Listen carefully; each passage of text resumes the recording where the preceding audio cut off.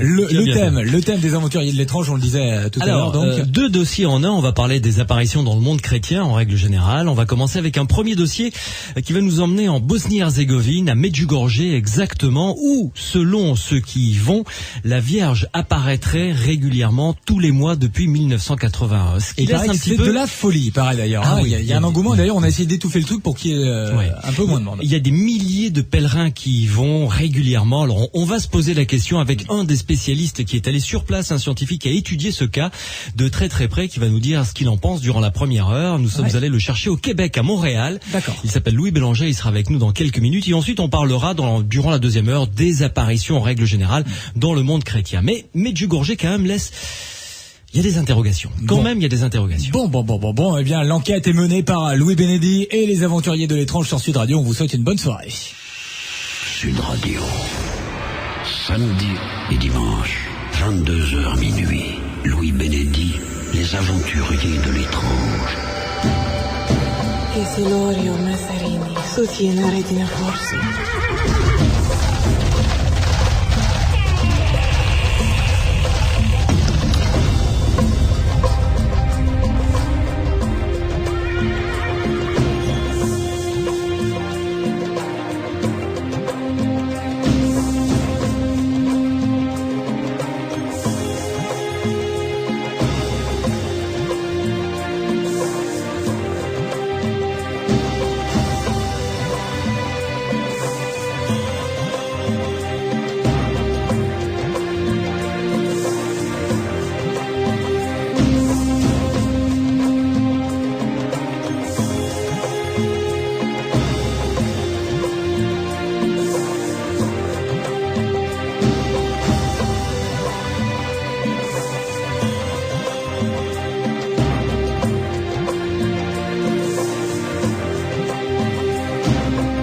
Bonsoir et bienvenue dans les aventuriers de l'étrange avec une chaleur assez incroyable depuis quelques jours sur toute la France.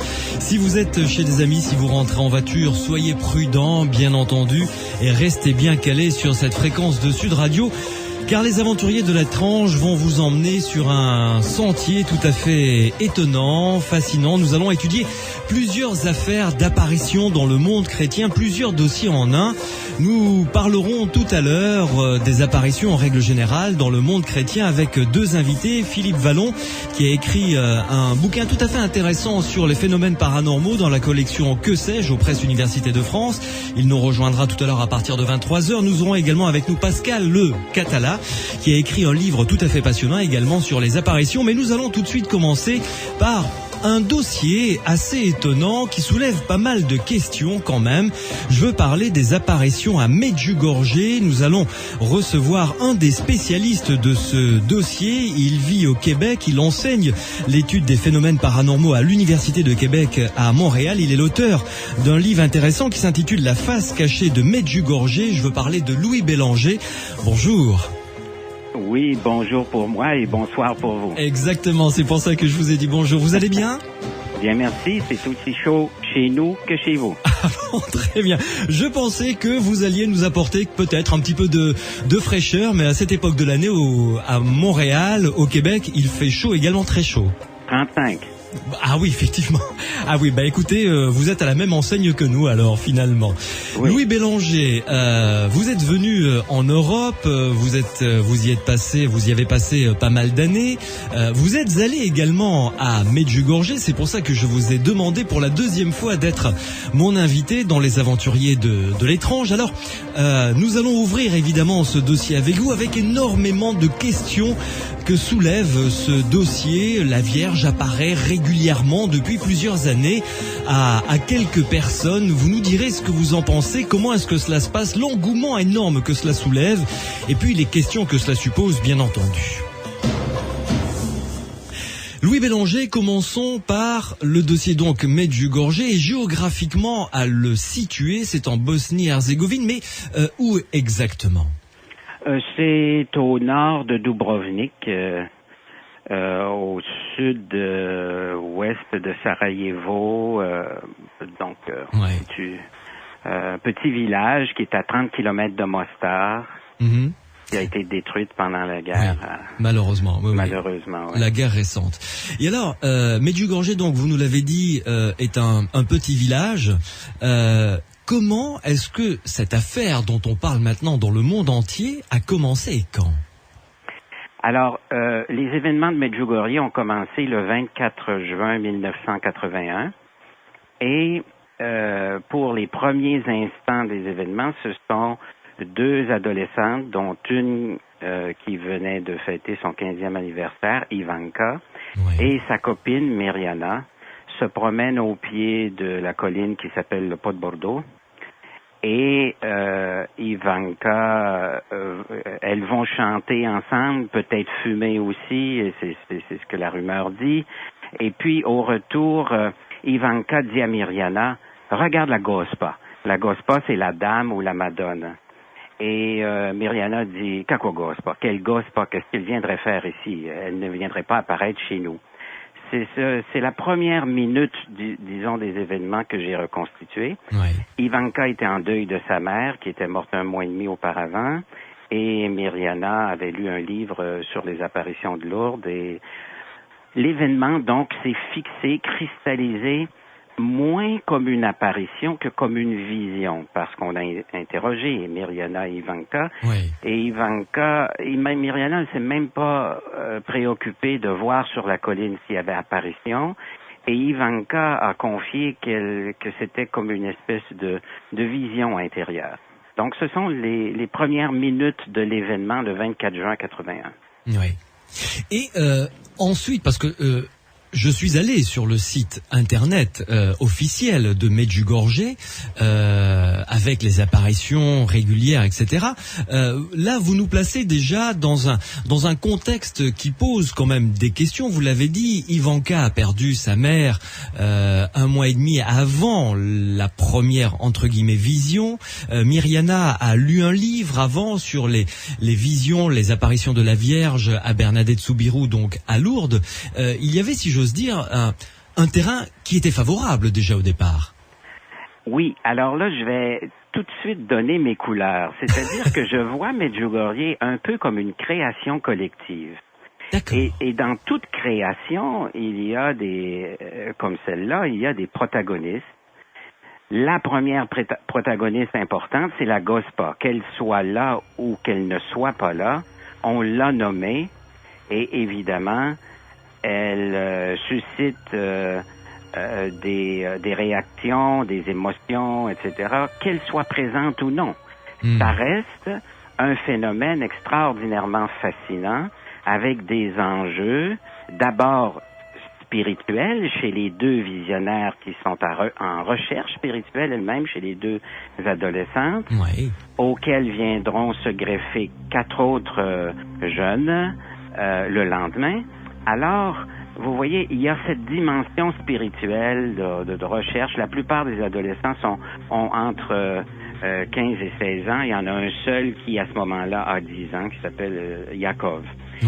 Et ensuite, il y a d'autres enjeux, des enjeux économiques, des enjeux politiques, des enjeux religieux, des enjeux charismatiques. Alors, pour ça, le cas de Medjugorje est absolument fascinant, et c'est ça qui m'a intéressé. À l'origine, je me suis déplacé parce que je m'intéressais aux états de conscience modifiés. Et on disait que les visionnaires vivaient une extase qu'on avait filmée.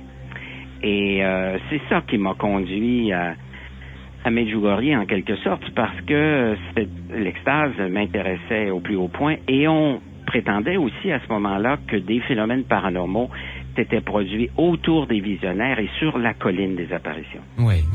Et alors, dites-moi, Louis Bélanger, là vous nous avez parlé des premières minutes, des premiers instants de la naissance de ce cas donc, mais comment est-ce que ensuite ça s'est reproduit, puisque vous nous avez dit 2 adolescentes au départ, Ivanka et Mirjana, le lendemain 4 adolescents, enfin dont un garçon de 10 ans qui viennent les rejoindre, ils ont vu la Gospa eux aussi, et comment, racontez-nous un petit peu l'historique de cette affaire, comment est-ce que ça a pris de l'ampleur? Et ils ont dit avoir vu la Vierge. D'accord. Bon, Alors, ce qui était important pour moi, c'est que qu'un tel événement est créé, il faut aller voir les origines le plus fidèlement possible.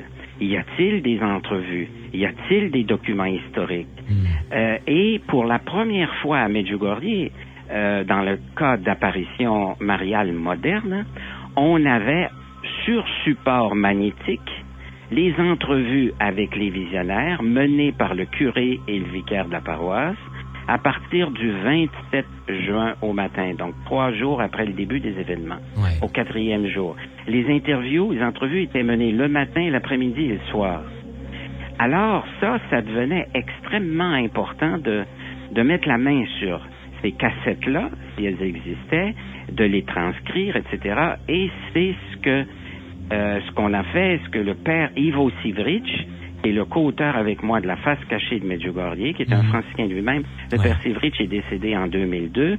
Eh bien, lui, c'est un franciscain qui était né à Medjugorje, qui a vécu son enfance à Medjugorje et qui a fait sa théologie, qui ensuite a émigré aux États-Unis.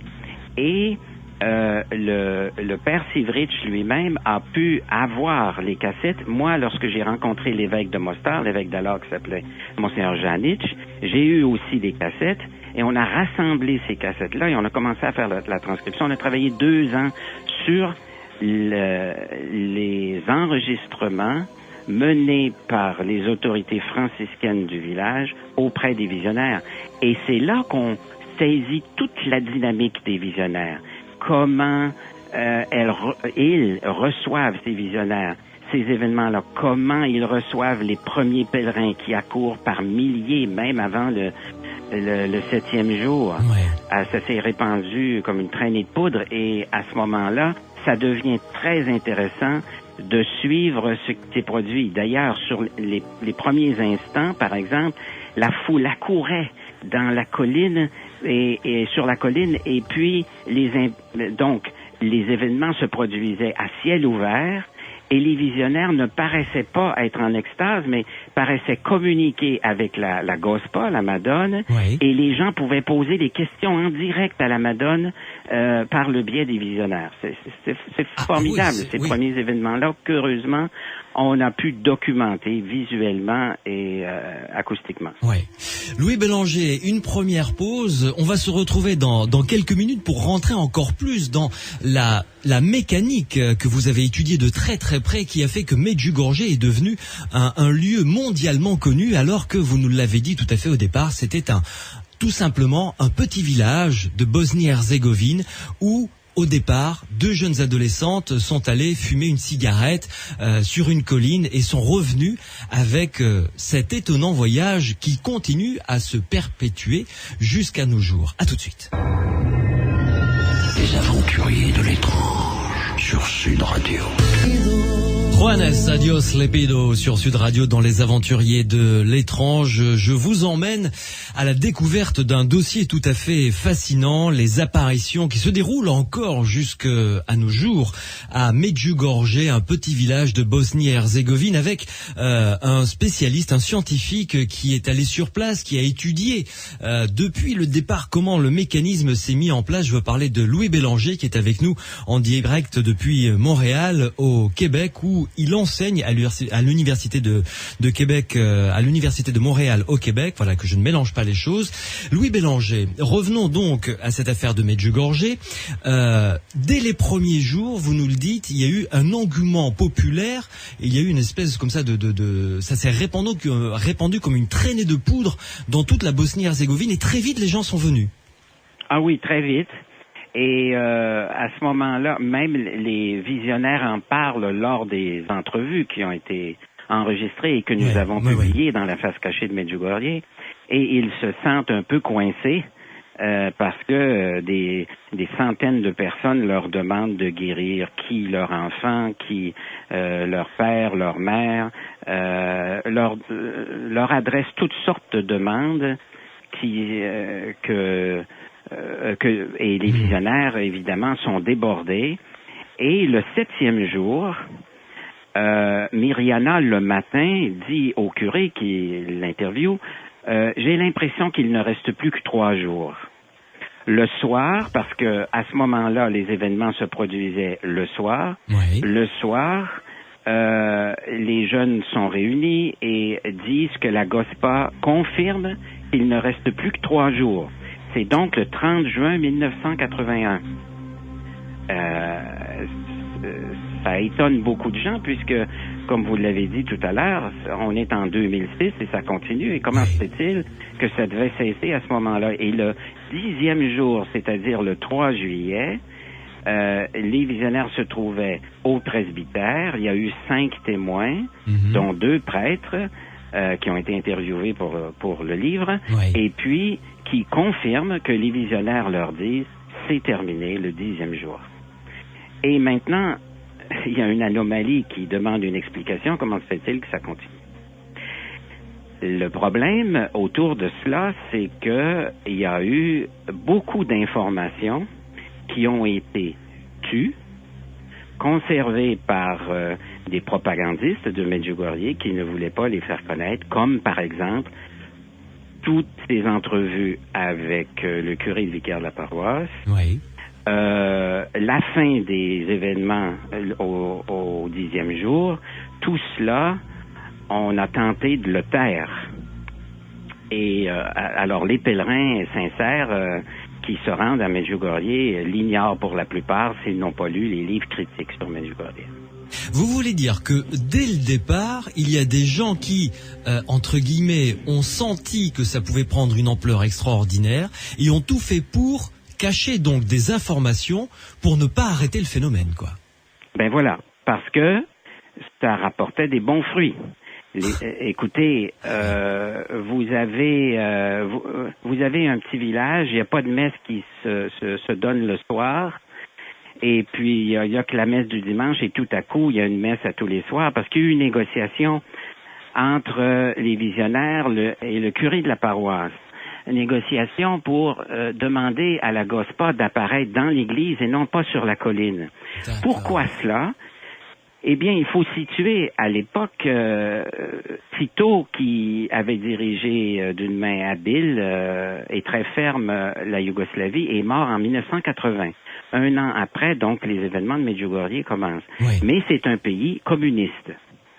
Et évidemment, les communistes, dans la Constitution, on n'a pas le droit de pratiquer la religion à l'extérieur. Oui, dans des lieux de culte, mais pas à l'extérieur. Et là, c'était des apparitions présumées de la Vierge sur une colline. D'accord. Alors, il y a eu d'énormes pressions de la part des autorités politiques auprès du curé pour dire, écoutez, il faut que ça se passe dans l'église.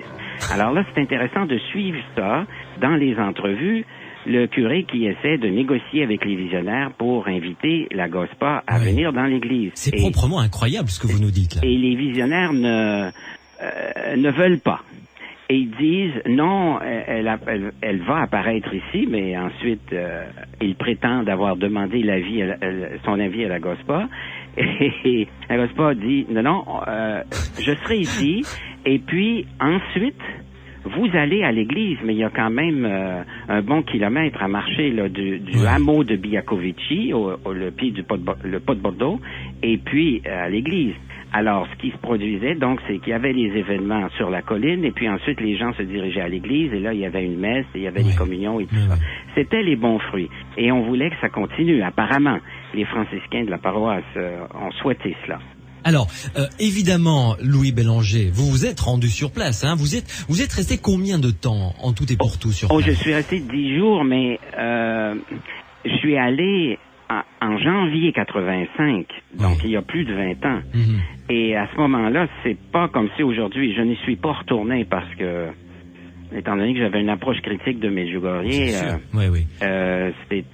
ça pouvait être dangereux pour moi que d'y retourner et qu'on m'identifie. Ah oui, à ce point-là? À ce point-là, oui, le père Sivric, qui est décédé en 2002, lors de son dernier voyage à Medjugorje, il y a eu des menaces de mort.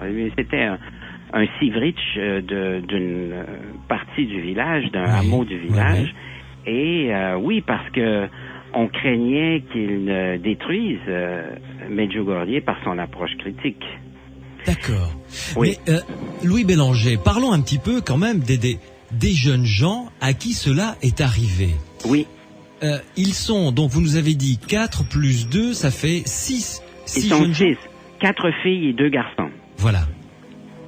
Et ils continuent de nos jours encore à dire qu'ils voient l'apparition de la Vierge régulièrement?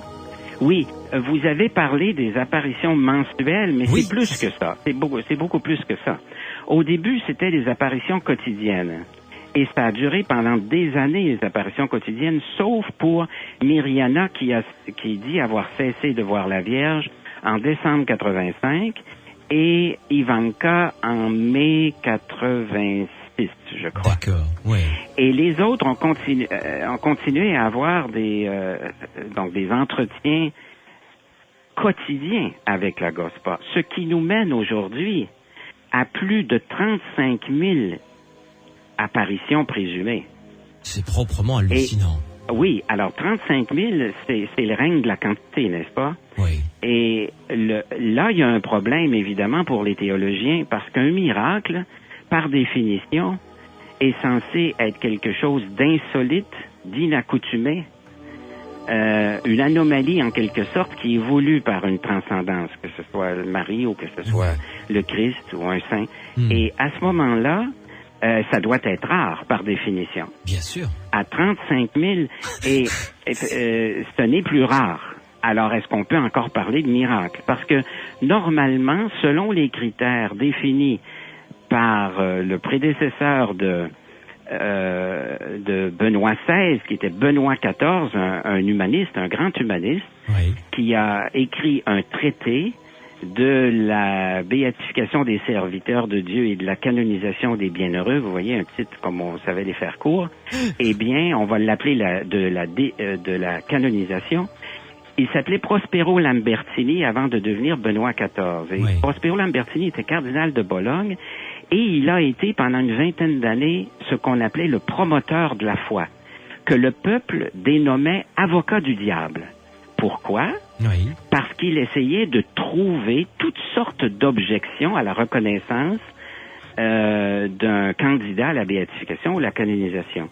Et pour cela, il s'inspirait des expertises de l'Académie des sciences de Bologne et d'autres scientifiques européens pour essayer d'exercer un discernement pour voir si on ne pouvait pas expliquer normalement ou éventuellement paranormalement ce genre de phénomène plutôt que surnaturellement. Alors, Benoît XIV est devenu un expert très avisé et il a établi des règles dans son traité qui sont encore appliquées de nos jours. Oui. Et ce sont des règles de discernement extrêmement importantes et qu'on retient encore aujourd'hui. Alors, pour moi, Benoît XIV est l'ancêtre des parapsychologues. C'est le premier chercheur dans une institution organisée, reconnue, qui s'est penché sur les phénomènes qu'on dit paranormaux et qui était très en avant de son temps. Il a confié des chaires de chimie et de physique à des femmes. Oui, effectivement. Il a été félicité par Voltaire au moment de son accession à la papauté, pape humaniste. Alors c'est un personnage formidable. Et lui disait, jamais la science ne menace la foi. Bien au contraire, elle l'épure. Oui. Alors, il était en faveur d'une approche scientifique de ces phénomènes-là, tout en reconnaissant qu'à un moment donné, la science n'a rien à voir du côté du spirituel ou du surnaturel. Elle doit s'abstenir de juger, puisqu'il s'agit d'un autre registre, et là, la foi est permise. Et la confiance est permise et la foi. Mais avant d'arriver au surnaturel, il y a des événements qu'on essaie d'expliquer naturellement et là, différentes disciplines scientifiques peuvent nous aider. Tout à fait. Il avait lu Aristote, entre le rapport entre la raison et la foi, la science et la foi. Très intéressant, effectivement. Oui. Mais alors, revenons, nous ne l'avons pas quitté, Medjugorje. 2 adolescentes devenues après adultes quittent, on va dire, le domaine de la réception de ces messages quotidiens de la Vierge, mais les 4 autres continuent, et encore de nos jours, ils continuent et ils discuter avec la Vierge régulièrement. Il y en a 3 qui disent quotidiennement, encore. Alors, c'est beaucoup, ça. Parce que quand vous dites 6 visionnaires, supposons au tout début, chaque visionnaire disait avoir une locution être en relation particulière avec la GOSPA en même temps. D'accord. C'est-à-dire que vous avez 6 visionnaires, supposons au début. Vous avez la GOSPA qui apparaît à 6h moins 20 l'hiver et 7h moins 20 l'été. Oui. Et qui communique une relation personnelle à chaque visionnaire. Donc, pour un événement collectif des 6 visionnaires, vous avez 6 miracles présumés aux 6 apparitions, vous comprenez, parce que l'échange est différent. C'est-à-dire qu'elle a une conversation personnelle en même temps avec 6 individus différents, quoi. Voilà, et ça peut se produire à Medjugorje, mais un peu partout à travers le monde. Les visionnaires sont venus ici au Québec. Ivan, Vitska, Yakov, presque tous les visionnaires sont venus ici au Québec, au moins 3 sur 6. Et à l'heure dite, eh bien, les visionnaires, pas l'heure de Medjugorje, l'heure ici, donc 6h moins 20 l'hiver. À Montréal, ils ont leur conversation avec la GOSPA, avec la Vierge. Avec la Vierge. Oui. Mais aux États-Unis, il y a des gens riches qui font venir les visionnaires et leur demandent sur un grand terrain de faire apparaître la Vierge sous tel arbre. Et puis, elle s'exécute et ensuite, le lendemain, ça devient un lieu sacré, petit de Medjugorje en quelque sorte. It's a good business. Oui, si alors ça, c'est un élément. Là, voyez-vous, le problème, ma devise à moi, c'est bienveillance et rigueur. Alors, bienveillance, d'abord, on fait comme si ce qui nous est raconté était authentique. Tout à fait. Et ensuite, la rigueur, eh bien, on utilise les outils dont on dispose en science pour s'approcher de ces phénomènes-là et exercer un discernement. Alors, il y a un enjeu économique certain, c'est évident, et l'enjeu aussi religieux, parce qu'il y a une querelle entre qu'on a appelé l'affaire d'Herzégovine, entre le clergé séculier, donc l'évêque de Mostar, et les religieux que sont les franciscains, qui ont charge de la paroisse. Mais là, vous m'arrêtez, je pourrais parler 1 ou 2 minutes de ça, qui est un événement important. Oui, allez-y. Bon, alors, ce qu'on a appelé l'affaire d'Herzégovine, ça remonte à très loin. Lorsque Saint François d'Assise est arrivé dans le décor de l'Église, eh bien, les franciscains ses frères se sont répandus un peu partout dans ce qu'on a appelé la Yougoslavie plus tard. Et ils ont pris charge de paroisse. Et voilà qu'à la fin du 19e siècle, le pape Léon XIII émet une bulle et demande aux franciscains de retourner dans leur monastère et de laisser la place aux prêtres séculiers qui prennent en charge des paroisses. En Herzégovine, il n'y avait pas de problème parce que même les évêques étaient franciscains.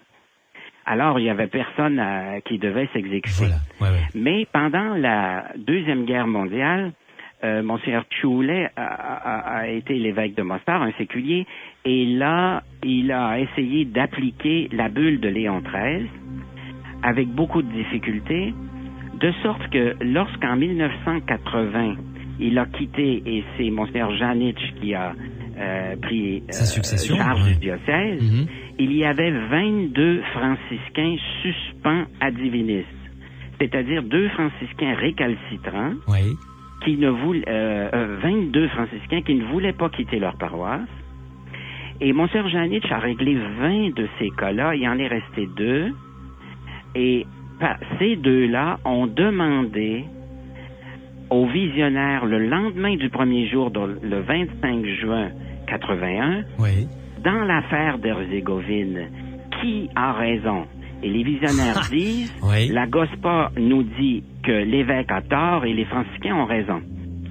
De là, le deuxième enjeu des apparitions, celui-là de la gouverne en quelque sorte de cette paroisse-là. Évidemment, les franciscains étaient devenus le patrimoine national pendant des siècles. Lorsque les Turcs ont envahi cette partie de la Yougoslavie, eh bien, le clergé séculier a fui et les franciscains ont pris charge de la paroisse. Donc, pendant des siècles, les franciscains sont devenus partie du patrimoine et très liés au peuple. Alors, ils ne voulaient pas que les franciscains quittent. Il y a vraiment un problème, là. qu'on a appelé l'affaire d'Herzégovine. Mais c'est pas le seul. D'ailleurs, il faut dire qu'au tout début des événements, l'évêque du lieu était en faveur des apparitions. Oui. Et qui ne l'est plus devenu par la suite. Mais quelques mois ont suffi pour lui faire changer d'idée. Mais au tout début, il les a même protégés contre les calomnies de journalistes communistes qui disaient ces événements-là, ce sont des événements nationalistes croates sous couvert de religion. Parce qu'il y avait même des gens qui venaient avec des bannières nationalistes croates en pèlerinage à Medjugorje. Alors là, les autorités communistes ne voulaient pas et ont contrôlé la chose. Mais lorsque des millions des centaines de milliers de pèlerins sont venus du monde entier, il s'est avéré que les autorités communistes ont trouvé qu'il y avait des bons fruits pour la Yougoslavie, dont l'inflation galopait de plus en plus fort. Oui, entrée de devises, beaucoup de gens, etc. Évidemment. Et plus les autorités communistes étaient pour les apparitions, moins l'évêque du lieu l'était. Et c'est absolument renversant. C'est absolument intéressant de suivre cela. Et pourquoi l'évêque du lieu était en défaveur? C'est qu'à un moment donné, il s'est rendu compte que les franciscains récalcitrants étaient derrière les visionnaires pour faire valoir le côté franciscain. Évidemment. Et il a trouvé que la GOSPA lui parlait dans son dos et lui voulait diriger son diocèse à sa place. Alors imaginez-vous que là, il a réagi, il a créé une commission d'enquête. Bon, Louis Bélanger, une seconde pause et on va peut-être revenir sur les visionnaires. Enfin, je dis visionnaires maintenant en mettant des guillemets, savoir s'ils ont été étudiés de très près, leur psychologie, leur personnalité, parce que tenir comme ça ce discours depuis 1981 pour la plupart jusqu'à maintenant en disant je discute tous les jours régulièrement à heure fixe avec la Vierge, c'est quand même assez extraordinaire. Il faut avoir les épaules assez solides pour pouvoir l'alimenter, l'assumer et le défendre. Une pause et on se retrouve évidemment tout de suite après. Les aventuriers de l'étrange sur Sud Radio. Marc Lavoine, j'espère, sur Sud Radio dans Les Aventuriers de l'étrange. J'espère que, comme moi, vous avez beaucoup aimé cette première partie d'émission avec notre invité, Louis Bélanger, pour parler de ce phénomène tout à fait étonnant, fascinant, qui pose question même si, au fur et à mesure qu'on avance dans le dossier, on se dit que le paranormal n'est pas très présent, mais en revanche, le sociologique, le politique, l'économique l'est de plus en plus. On va en discuter tout à l'heure, juste après cette première pause pub avec Louis Bélanger. On va s'attarder peut-être un petit peu plus sur les visionnaires, leur personnalité, comment est-ce qu'ils vivent cela et comment est-ce qu'ils le défendent. Les aventuriers de l'étrange sur Sud Radio, à tout de suite. Sud Radio, les aventuriers de l'étrange. Avec notre invité Louis Bélanger en direct depuis Montréal au Québec, nous parlons de Medjugorje à travers le livre que vous avez coécrit avec le père Ivo Sivric. C'est ça, je n'ai pas écorché son nom, Louis Bélanger. Oui, c'est ça. Donc, il s'intitule La face cachée de Medjugorje, un livre qu'on peut se procurer en allant sur votre site internet psylog.net, psylog, P-S-I-L-O-G.net, tout simplement. Louis Bélanger, parlons des visionnaires. Vous avez pu en approcher quelques-uns ou quelques-unes. Vous nous l'avez dit au début de l'émission, entendu les interviews qu'avaient fait les prêtres d'eux régulièrement, plusieurs interviews par jour. Donc vous avez entendu le son de leur voix, comment ils s'exprimaient. Alors, décrivez-nous ces personnalités.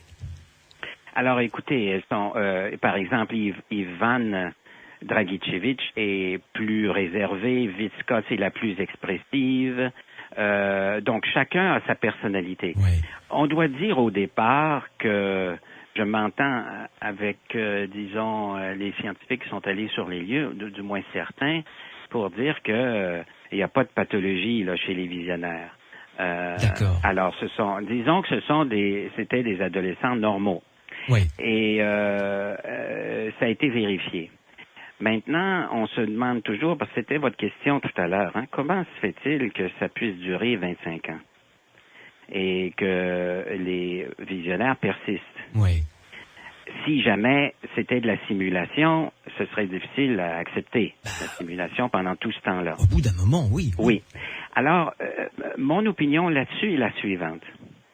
Dès que vous nommez... Est-ce que vous avez fait une émission sur la transcommunication? Non, pas encore. Ah bon. On l'a programmé pour, d'ailleurs, après les vacances, à la rentrée. Oui. Alors, dès que vous nommez un mot, si je vous dis, vous allez entendre dans l'enregistrement suivant GOSPA, et je vous avertis avant, là, vous allez entendre GOSPA, on entend le petit bout, et là, vous allez chercher, vous, par rapport au connu, à l'inconnu, et par rapport à la suggestion que j'ai exprimée, et vous allez dire, oui, je l'entends. D'accord. Et cette suggestion-là, elle a pu jouer dès le début. Pour moi, ne serait-ce que par l'accès aux documents historiques, c'était à l'origine beaucoup plus une vision qu'une apparition. La propagande, elle, l'a fait devenir apparition en prétendant que Mirjana et Ivanka, là, après la première minute, aient pris la poudre d'escampette, se soient sauvées. Alors qu'elles ont marché, elles n'ont jamais dit en interview qu'elles avaient couru, qu'elles avaient eu peur. D'accord. Mais la propagande l'a dit. De sorte que lorsque vous lisez que les visionnaires se sont sauvés, elles ont couru, elles ont eu peur, eh bien, il a dû y avoir quelque chose d'extérieur à elles qui leur a fait peur. Mais si ce n'est pas le cas et que c'est plutôt intériorisé, quand même, la dénomination de la GOSPA fait son chemin. Et le jour suivant et les jours suivants, sincèrement, les visionnaires peuvent croire que la GOSPA leur apparaît sans qu'ils mentent. D'accord. Alors ça, c'est important de l'établir, ne serait-ce que par bienveillance au départ. Évidemment, c'est quelque chose de très subjectif, on n'a pas de preuves.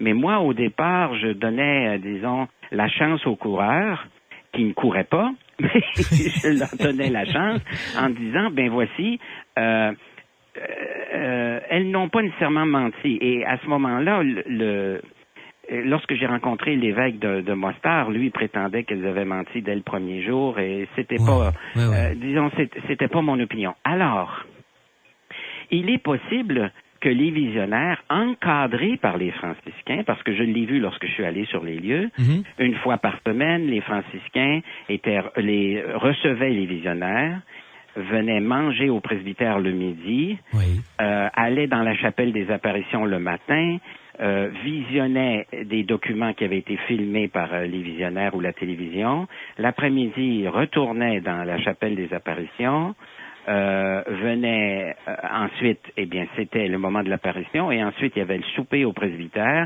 Les parents des visionnaires étaient invités, donc il y a un encadrement, vraiment. Voilà, j'allais dire, moi, un bourrage de crâne, mais non, il y a une vraie mise en condition, quoi. Il y a un vrai, véritable encadrement. Mise en condition, mais elle peut être faite sincèrement. Encore une fois, là, il n'y a pas preuve de mensonge. Là où il y a preuve de mensonge, c'est dans l'écrit. Quand, par exemple, mensonge par omission, on ne dit pas que les événements ont cessé au 10e jour et qu'unanimement les visionnaires le prétendaient, eh bien ça, par exemple, l'abbé Laurentin a caché pendant des années l'existence de ces... Là, il y a mensonge par omission, vraiment. Il y a mensonge par omission. Et ensuite, lorsqu'il y a des choses qui nous déplaisent, par exemple, le journal de Vitska, on le publie dans la face cachée de Medjugorje, eh bien... l'abbé Laurentin, lorsqu'il rapporte supposément l'histoire de Medjugorje, eh bien, il tait beaucoup de choses qui pourraient faire passer les visionnaires pour des spirites, par exemple, qui se servent de la GOSPA comme de la préposée à l'information au guichet.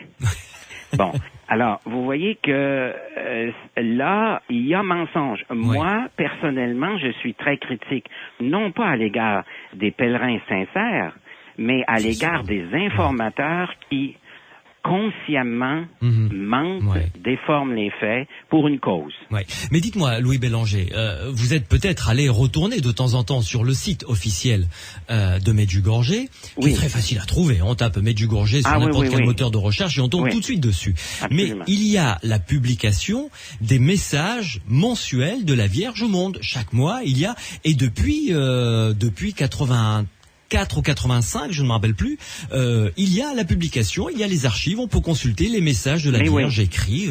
Mais oui, et qu'est-ce que vous y trouvez? Rien. Pénitence, conversion, je veux dire, prière. Mais c'est rien que ne peuvent nous dire au prêche les prêtres du dimanche, ou, les prêtres, bien sûr. Ou les saints ou les saintes. Bien sûr. C'est pas nécessaire d'avoir les apparitions de Medjugorje pour nous le dire. C'est sûr qu'on a besoin de signes sensibles. Les croyants ont besoin de signes sensibles et ça, quand les premiers livres ont paru, on ne voyait pas d'image de la Vierge, mais on voyait les images des adolescents et des adolescentes en extase. Tout ça a attiré énormément de personnes, surtout que ces jeunes-là étaient plutôt au goût du jour, assez modernes. Ils étaient en jeans, se maquillaient, etc. Oui, donc, il y a même une sorte de... Enfin, là, il y avait, lorsque j'y suis allé, comme je le disais tout à l'heure, j'ai vraiment beaucoup aimé travailler sur ce dossier. Il y avait un reportage sur le mariage d'un des... Alors, ils appellent ça des voyants, ceux qui voient la Vierge, quoi. Voilà, d'un des voyants et une des voyantes également. Il y avait un reportage sur son mariage, sa vie, une espèce comme ça de comment dirais-je, c'est inquiétant, quoi, cette mise sur un podium de personnages comme ça. Bon, alors là, votre réflexion m'amène à ce point parce que c'était votre question aussi. Psychologiquement, il y a une ou deux commissions, quelques commissions de chercheurs et en particulier de psychiatres du côté de l'approche clinique qui sont allés sur les lieux et qui ont recommandé, mais sans succès, aux franciscains et aux adultes qui encadraient les visionnaires de cesser cette mise en forme et mise en place et cet encadrement et de les laisser vivre une vie normale. Et ça n'a pas été fait, de sorte qu'on les invitait à performer. Et c'est ce qui s'est produit. Parmi les gens les plus riches de la place, ce sont évidemment les visionnaires et leurs parents qui ont construit des hôtels pour recevoir et ils sont rendus millionnaires maintenant et roulent carrosse, etc. Ça c'est un élément. L'autre élément qui m'intéressait, moi, c'était la question de l'extase au tout début. Vous savez, les premiers événements sont importants. Et cette extase-là, elle avait été étudiée par le docteur Joyeux de Montpellier et l'abbé Laurentin, qui était allé sur les lieux. Et j'ai essayé d'avoir les matériaux, disons, bruts de leur recherche, mais ils n'ont pas voulu parce qu'ils savaient que mon approche était critique. Alors, ce que j'ai fait, c'est que j'ai fait une contre-vérification des études médicales et scientifiques qu'on retrouve dans leurs livres, les études médicales et scientifiques sur Medjugorje. Et voici ce que j'ai trouvé. L'abbé Laurentin, le docteur Joyeux et l'abbé Laurentin, les deux dans le livre, prétendaient que la fonction cérébrale était altérée pendant l'extase, c'est-à-dire qu'il y avait un rythme alpha presque continu sur toutes les dérivations. Ensuite, la fonction oculaire et visuelle, il y avait une diminution significative du clignement réflexe des paupières. Ça, c'était dans leur recherche. Là, je donne le résumé. La fonction cardiaque, on a dit qu'on qualifiait la modification de légère, alors qu'en réalité, quand on suit ce qu'ils ont publié, elle était plutôt de l'ordre de la tachycardie à près de 140 par minute. Et la fonction phonatoire, on disait que il n'y avait pas de fonctionnement laryngé, c'est-à-dire que on voyait qu'elle semblait parler, mais il n'y avait pas de son qui sortait. La fonction phonatoire elle-même, on peut la simuler. La fonction cardiaque, c'est difficile un peu, mais on peut la provoquer. Et voici ce que j'ai fait. C'est que, étant donné que le rythme alpha, on prétendait, parce que les visionnaires avaient les yeux ouverts, que le rythme alpha était le rythme de l'extase, ou de l'ézéchia, du repos, etc., Eh bien, j'ai demandé à des jeunes qui avaient le même âge que les visionnaires à Medjugorje, dans un collège de Montréal, qui prépare de futurs étudiants à devenir des techniciens en électrophysiologie, eh bien, de se prêter au même rituel, en quelque sorte, devant un mur, de se mettre à genoux, avoir la même tension musculaire sur les genoux. Et puis, ils étaient branchés au polygraphe. Et là, on leur demandait, par exemple, faites une... oui, parce que les yeux ouverts, ils pouvaient provoquer le rythme alpha sur un mur nu. D'accord. Sans qu'il y ait quelques miracles que ce soit.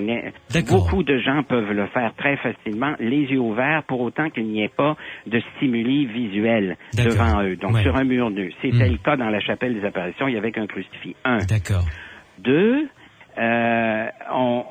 pour provoquer la tachycardie, on faisait une hyperventilation, on leur demandait de respirer rapidement. Oui, tout à fait. Et là, le rythme cardiaque augmentait et curieusement, alors que on disait toujours que le rythme alpha, c'est le rythme du repos, ben le rythme cardiaque pouvait augmenter tout en maintenant le rythme alpha sur toutes les dérivations pour les étudiants en question. Vous avez réussi à recréer les mêmes conditions. Les mêmes conditions, mais sans prétention à l'extase ou à la déconnexion, puisque les étudiants entendaient bien nos instructions et s'y prêtaient.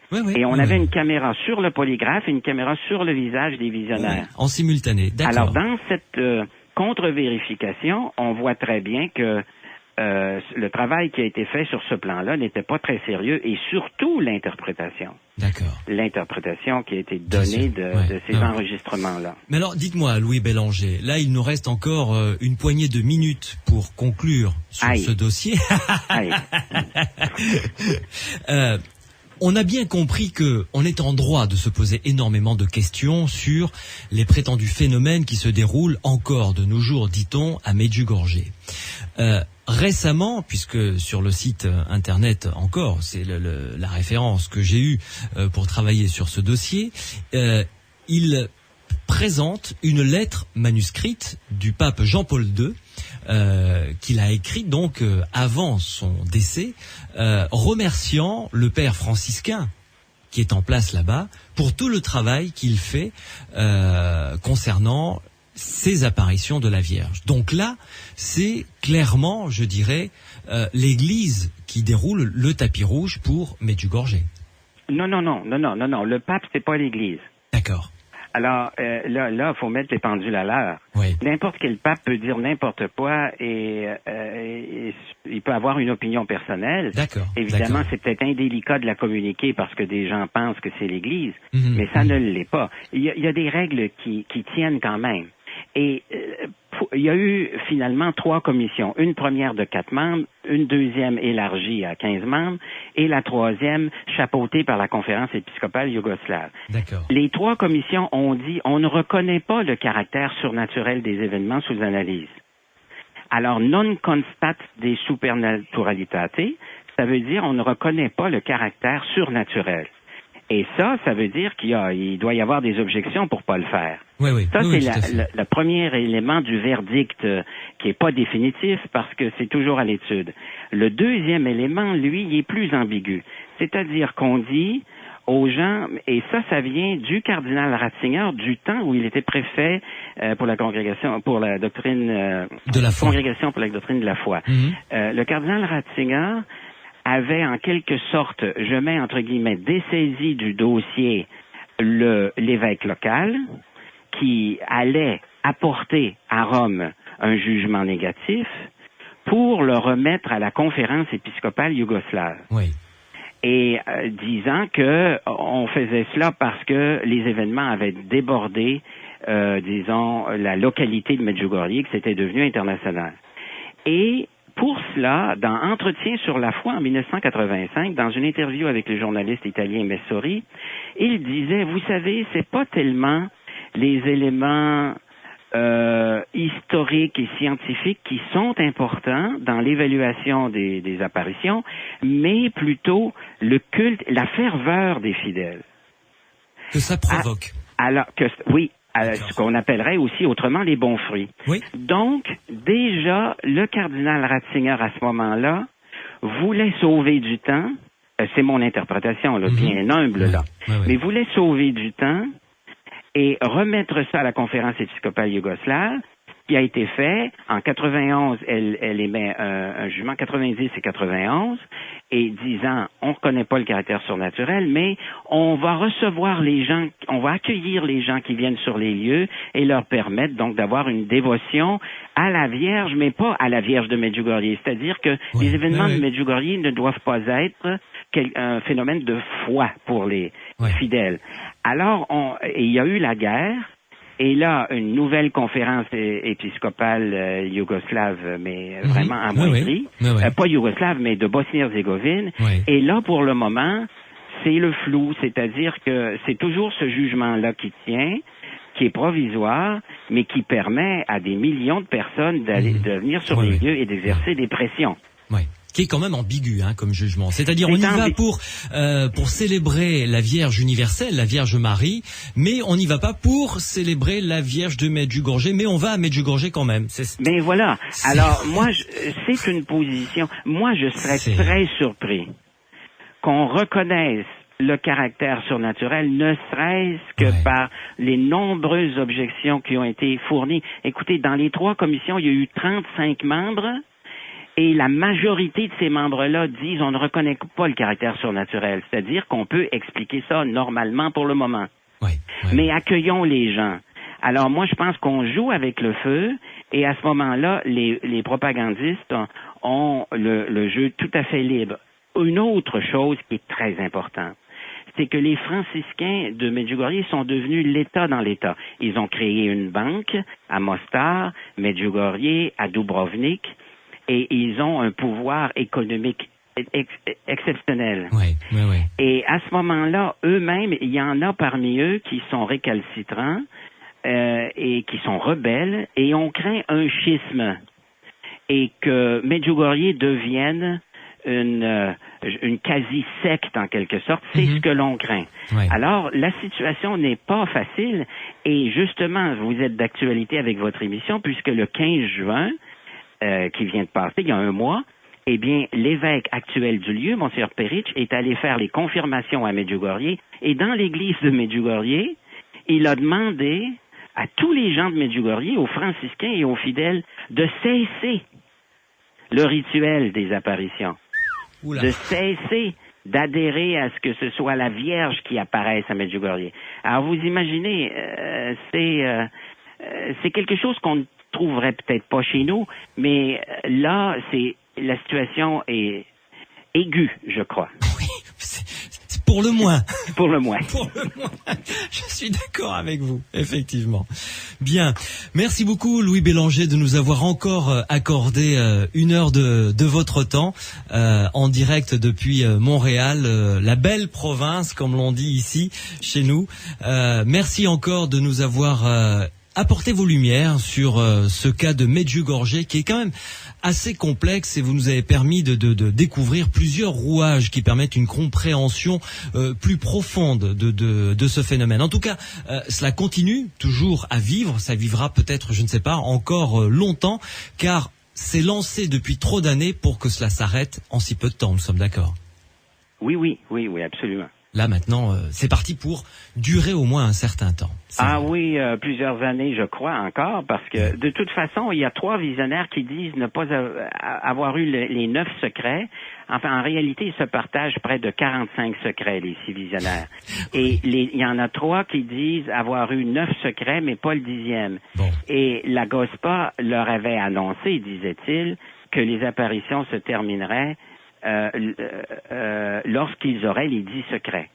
Et c'est un pouvoir que détiennent les visionnaires. C'est quand même formidable. C'est intéressant le phénomène des apparitions, parce que c'est le peuple qui se prend en charge et qui dit « Moi, je veux avoir un contact direct avec la transcendance et je veux pas passer par la hiérarchie. Téléphone rouge avec Marie. » Eh bien, ça m'est sympathique. Mais seulement s'il y a du mensonge, s'il y a des falsifications de la part de gens bien informés, etc., ça c'est moins drôle et ça demande à être dénoncé. Complètement. Et c'est ce qu'on a participé à faire, en tout cas avec vous, Louis Bélanger, dans cette émission Les Aventuriers de l'étrange. Merci beaucoup, Louis Bélanger. Je vous en prie. À très bientôt, on vous recevra bientôt. encore avec grand plaisir dans les Aventuriers de l'étrange. Évidemment, deuxième heure, nous allons continuer sur notre sentier des apparitions avec, dans quelques minutes, Philippe Vallon, notre deuxième invité qui va venir nous rejoindre pour parler des apparitions et des apparitions dans le monde chrétien. Et nous terminerons avec une interview de Pascal Catala qui a écrit un très bel ouvrage qui fait référence sur les apparitions et les maisons hantées sur Sud Radio dans les Aventuriers de l'étrange. Sud Radio, les aventuriers de l'étrange. Cali, je m'en vais sur Sud Radio dans les Aventuriers de l'étrange. Nous allons continuer à cheminer sur ce sentier bizarre des apparitions. Philippe Wallon, bonsoir. Bonsoir. Je suis ravi de vous accueillir à nouveau dans les Aventuriers de l'étrange. Je rappelle que vous êtes médecin psychiatre et psychothérapeute, que vous êtes l'auteur de nombreux ouvrages sur la psychologie et sur les phénomènes paranormaux, entre autres Le Paranormal aux Presses universitaires de France dans la collection Que sais-je, célèbre collection bien entendu. Un autre livre également que vous avez écrit qui est un peu plus ancien, qui est vraiment intéressant, qui s'appelle Expliquer le paranormal, qui lui a été édité chez Albin Michel. Vous êtes également directeur de collection aux Presses du Châtelet et évidemment vous consultez puisque vous exercez votre métier de psychiatre et psychothérapeute. Beaucoup de travail en plus des conférences que vous donnez pour expliquer à ceux qui viennent vous écouter les phénomènes paranormaux. Alors, je vous ai demandé d'être présent avec nous ce soir dans les Aventuriers de l'étrange puisque Louis Bélanger a parlé durant toute la première heure du cas de Medjugorje. Votre opinion en quelques mots en ce qui concerne Medjugorje en Bosnie-Herzégovine? Alors, d'abord, beaucoup de suspicions. Ce n'est pas que je suive la doctrine de l'Église, puisque je me considère relativement indépendant, mais je suis assez surpris que depuis 1980, de manière quotidienne, ces apparitions se répètent. Je dirais que l'apparition, qui est pour moi un phénomène visionnaire, donc quelque chose qui a trait à l'inconscient, est absolument incontrôlable. Si vous voulez, c'est absolument imprévisible. Alors qu'elle puisse justement se produire tous les jours à la manière d'un métronome, c'est, je dirais, absolument antinomique avec l'inconscient et antinomique, je dirais, avec le phénomène visionnaire. Oui. Alors, Philippe Vallon, une apparition, quand vous commencez vos conférences, je suppose que vous commencez par définir ce qu'est une apparition. Est-ce qu'on peut lui donner une définition ? Alors, d'abord, je ne me prononce pas sur l'apparition en elle-même. Je parle des phénomènes visionnaires, c'est-à-dire des visions, qu'elles soient, je dirais, publiques, c'est-à-dire des visions sur lesquelles l'Église, par exemple, l'Église catholique romaine s'est prononcée, et les visions que l'Église appelle privées. Pour moi, c'est la même chose. C'est-à-dire que je n'estime pas du tout qu'il y ait la Vierge Marie, le Christ, ou qui que ce soit d'ailleurs, qui apparaissent, je dirais, même sous une forme de matérialité subtile, c'est-à-dire, si vous voulez, même sous une forme qui n'est pas absolument matérielle, pour moi, ce n'est pas une chose vraie. Par contre, je ne suis pas là pour dire qu'il n'y ait rien eu. C'est que pour le psychiatre, la vision est analogue à l'hallucination, c'est-à-dire, c'est une perception sans objet. Qu'est-ce que ça veut dire? Ça veut dire que le cerveau fonctionne exactement comme s'il y a une perception par l'œil, l'oreille, etc., mais les organes sensoriels ne sont pas en cause. C'est-à-dire que si on voit l'oreille, tout ce qui a trait au fonctionnement électrique, j'allais dire, de l'oreille, n'est pas mis en cause. Quand il s'agit des yeux, les yeux ne produisent eux-mêmes aucune information. Tout ça se situe au niveau du cerveau. Donc c'est très important, perception sans objet. Oui.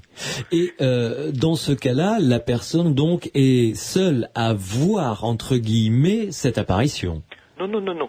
Il y a un certain nombre de cas, comme à Beaurain en 1912, où il y a eu 5 enfants, comme à Pontmain en 1871, où il y a eu 4 personnes, comme, je dirais, à Garabandal, le 4, etc. Enfin, il y a un certain nombre, et puis à Medjugorje, bien évidemment, il y a un certain nombre d'apparitions où plusieurs personnes ont été mises en cause. Mais si vous voulez, il faut bien savoir, et c'est quand même ce qui est très important quand on l'étudie attentivement, que c'est tous ces enfants, parce que c'était généralement des enfants, se connaissaient bien. Ils avaient une vie, je dirais, affective intense en commun, ne serait-ce que parce qu'ils appartenaient à des villages où on sait que la vie est finalement assez recluse, surtout à l'époque. Donc, il faut savoir qu'il y a, on peut dire, une forme de synchronie affective, enfin c'est comme ça qu'on l'appelle en psychiatrie, c'est-à-dire un fonctionnement à l'unisson, et sur un ordre émotionnel, comme une émotion, si vous voulez, à l'unisson, donc, et qui permet aux personnes, si vous voulez, de constituer presque une forme d'entité unique. C'est-à-dire que même si physiquement ce sont des personnes différentes, on dit qu'elles fonctionnent de manière, je dirais, En symbiose, quoi, vraiment. Oui, en symbiose, quoi, vraiment. En symbiose, symbiose. Oui. Alors, ce qui est intéressant, c'est qu'Ahmed Gorgé, justement, un professeur français a fait des électroencéphalogrammes à ces jeunes visionnaires et s'est aperçu qu'il présentait les mêmes artefacts, c'est-à-dire, si vous voulez, les mêmes ondes au même moment. Ça ne veut pas dire que ces enfants voyaient la même chose. Ça veut dire que leur cerveau fonctionnait à l'unisson. D'accord. Prenons un autre cas à ce moment-là de vision de la Vierge de manière collective. Enfin, il y a eu 3 personnes qui ont été concernées. Je pense à Fatima au Portugal. Oui. Alors là, c'est le même. Il y a eu apparition selon vous ? Alors c'est toujours la même chose. Pour moi, c'est, si vous voulez, un phénomène d'ordre visionnaire. C'est-à-dire que ce sont des enfants qui ont eu le sentiment, enfin, de voir quelque chose, mais si on avait fait leur électro à ce moment-là, on aurait certainement vu une activité cérébrale très spécifique, qui se présente d'ailleurs, parce que ça a été étudié sur un certain nombre de cas, qui se présente comme une activité synchrone des 2 hémisphères. C'est-à-dire que, si vous voulez, le cerveau droit et le cerveau gauche fonctionnent en même temps, ce qui est assez particulier, parce que généralement, vous savez, quand vous avez une activité intellectuelle, c'est plutôt le cerveau gauche, quand vous avez une activité affective, c'est plutôt le cerveau droit. Là, ils fonctionnent en même temps. Donc, il ne faut pas dire qu'il n'y ait rien, il faut dire qu'il y a un phénomène particulier. Alors ensuite, c'est quelque chose qui est d'ordre non matériel, c'est-à-dire que, si vous voulez, il n'y a pas de preuve, matérielle de l'apparition, même si, comme à Lourdes, donc le 27 février 1858, la Vierge a dit à Bernadette, embrasse le sol, enfin quelque chose qui semble être de cet ordre-là, et il y aura de l'eau. Et à ce moment-là, Bernadette a mis de la boue, une boue très humide à la bouche, ce qui a d'ailleurs étonné beaucoup les qui assistaient. Et 2 jours après, cette source produisait quand même 100 litres par jour. C'est tout de même, il y a tout de même une forme de preuve, mais ce n'est pas une preuve de la vision en elle-même, c'est-à-dire le fait que la Vierge se soit effectivement présentée, c'est la preuve d'un phénomène paranormal. Donc, c'est un phénomène paranormal qui s'est produit, reprenant le cas de Lourdes que vous citez, où Bernadette Soubirous a découvert cette source de manière peut-être paranormale, enfin, sans que la Vierge rentre en ligne de compte à ce moment-là. C'est ça, c'est-à-dire que c'est un phénomène, j'allais dire, de toute connaissance, c'est-à-dire, si vous voulez, nous sommes tous des voyants, mais nous n'utilisons pas ces facultés. C'est-à-dire que ce sont des facultés qui appartiennent à l'inconscient et qui ne surgissent que quand la conscience est supprimée, j'allais dire. C'est-à-dire, par exemple, lors des rêves, lors des transes, lors de l'hypnose, et puis quelquefois même lors d'accidents. Vous voyez, par exemple, des gens qui sont dans un coma, quand ils reviennent de ce coma, racontent des choses parfois très étranges, et même des choses d'ordre visionnaire, c'est-à-dire des choses, si vous voulez, des apparitions, mais aussi des annonces de quelque chose qui va se passer plus tard. Vous voyez. Donc c'est un phénomène paranormal. Mais ces phénomènes, ils sont niés par les sciences parce qu'on n'a pas de moyen de l'expliquer, mais ils existent, et dans une enquête qui a été faite dans les années 1930 en Angleterre, on s'est aperçu que 10% de la population présentait des phénomènes paranormaux. Ah oui, ce qui est énorme quand même. C'est énorme.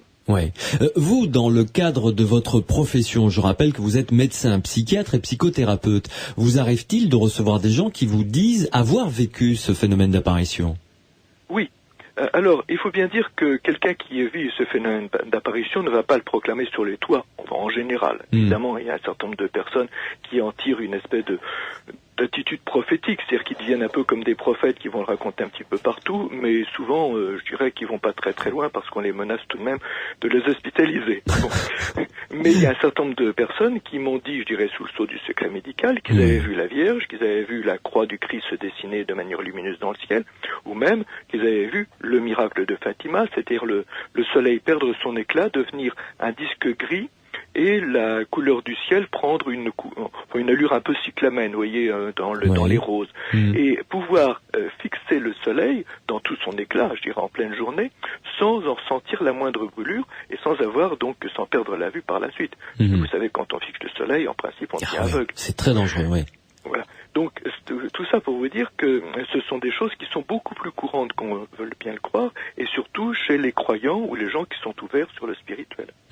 Les apparitions dans le domaine religieux sont quand même très nombreuses. C'est peut-être là où il y en a peut-être le plus. Oui. Très nombreux, et d'ailleurs j'ai fait un petit calcul, je me suis aperçu qu'environ, sur l'ensemble de mes cas personnels, qu'il y avait à peu près, je dirais, 1% de la population qui aurait un phénomène visionnaire. voyez que comme il y a 65 millions de personnes en France, vous voyez le nombre de personnes, ça fait à peu près 650 000 personnes vivantes qui auraient un phénomène apparitionnel. Or, vous voyez le nombre que l'Église catholique romaine reconnaît, c'est quelques dizaines tout au plus, et encore sur une période beaucoup plus longue. Donc, énormément de ces phénomènes restent tout de même d'ordre privé. Ouais. Et les personnes qui sont venues vous voir en vous disant, voilà, j'ai vu telle ou telle chose, comment est-ce qu'ils l'ont vécu? Parce que c'est peut-être un côté, j'allais dire traumatisant, mais c'est pas le terme, mais troublant.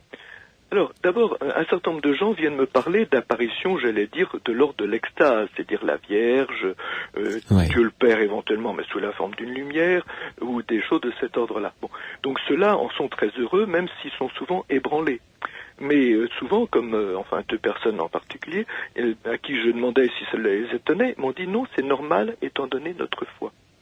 C'est-à-dire, ces personnes arrivaient à vivre ça comme la continuité de leur démarche religieuse personnelle. Mais il faut savoir que comme apparition, il n'y a pas que ça.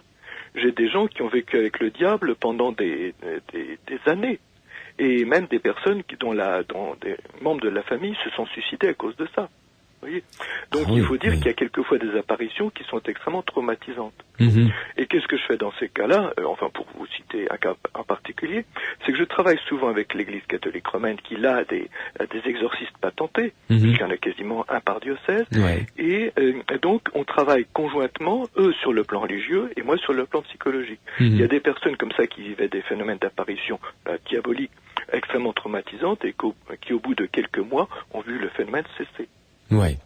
Donc, j'allais dire, le traitement est efficace, le traitement entre guillemets, la thérapie, voilà. Tout à fait. Alors il faut savoir une chose qui est assez étonnante parce que en m'entendant, peut-être que les auditeurs vont me dire ah oui, moi j'ai une apparition donc je suis fou. Non, il y a une différence entre les personnes qui ont des hallucinations et qui résistent, qui doivent prendre beaucoup de médicaments pour que ces hallucinations cessent, et les phénomènes les gens qui présentent une vision, j'allais dire, et qui eux ne supportent aucun médicament. C'est ça qui est assez étonnant, c'est que ces personnes, il suffit de leur donner une goutte, par exemple, d'Aldol, et ils sont tout de suite dans un état épouvantable. Alors qu'il faudrait peut-être 200 ou 300 gouttes du même produit chez un halluciné. D'accord. Donc on a le sentiment qu'il y a un phénomène particulier. C'est pour ça que souvent on est obligé de travailler avec des organismes religieux, parce que en fait on ne peut pas faire autrement. Il y a là un petit peu une différence et une limite de la médecine.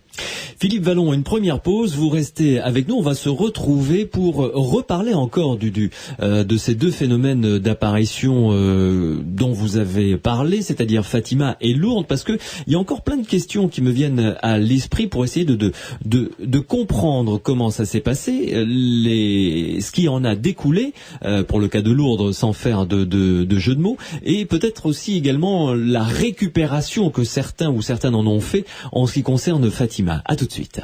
Sud Radio, les aventuriers de l'étrange. Louise attaque depuis toujours sur Sud Radio dans les aventuriers de l'étrange. Vous savez que vous pouvez nous envoyer vos SMS, vous tapez Sud sur votre portable, un espace, votre réaction, votre question, et vous envoyez le tout au 71 200 avec votre numéro de téléphone si vous avez un témoignage à apporter. Les aventuriers de l'étrange sur Sud Radio. Philippe Vallon est avec nous ce soir sur Sud Radio dans les aventuriers de l'étrange, médecin, psychiatre et psychothérapeute, également auteur, directeur de collection aux Presses du Châtelet, auteur notamment d'un Que sais-je qui s'intitule Le paranormal aux Presses universitaires de France. Philippe Vallon, revenons sur le cas de Bernadette Soubirous, l'apparition de la Vierge à Lourdes que l'on connaît de manière mondiale évidemment. Il y a quand même, découlant de cette apparition, des guérisons dites et reconnues comme miraculeuses. C'est une suite en quelque sorte, non ? Là, c'est troublant, je veux dire, à partir de cette apparition, de ce qu'a vécu cette jeune femme, et jusqu'à nos jours encore des guérisons miraculeuses, ça donne un dossier tout à fait troublant. Oui, et ces guérisons, ce qui est important, ont commencé très tôt, puisque c'est le 27 février 1858 que l'eau est apparue à Lourdes, et que 2 jours après, il coulait une eau très pure qui a pu être recueillie dans des bouteilles, et très rapidement, des guérisons ont été faites avec cette eau. C'est-à-dire qu'il ne s'agit pas d'un phénomène de récupération tardive. Alors, comment on peut l'expliquer ? Il faut dire que Bernadette avait une telle piété quand elle était en extase que les personnes même laïques et même, je dirais, non-croyantes qui étaient au contact d'elle disaient être saisies aussitôt, je dirais quasiment à leur insu et contre leur volonté, d'une forme de béatitude, c'est-à-dire qu'ils se trouvaient quasiment plongés dans le divin alors qu'ils n'avaient rien prévu eux-mêmes. Mmh. Ce qui veut dire, enfin pour moi, que c'était une femme, une grande sainte d'abord, et qu'elle avait un accès au divin extrêmement privilégié. Bon. Comment on peut traduire ça sur le plan psychologique? On peut dire que, comme toutes nos émotions sont contagieuses, elle transmettait sa piété, sa béatitude, son extase aux personnes qui étaient là. Ouais. Donc on a un phénomène, on pourrait dire animal, mais là qui joue dans un cadre de sainteté.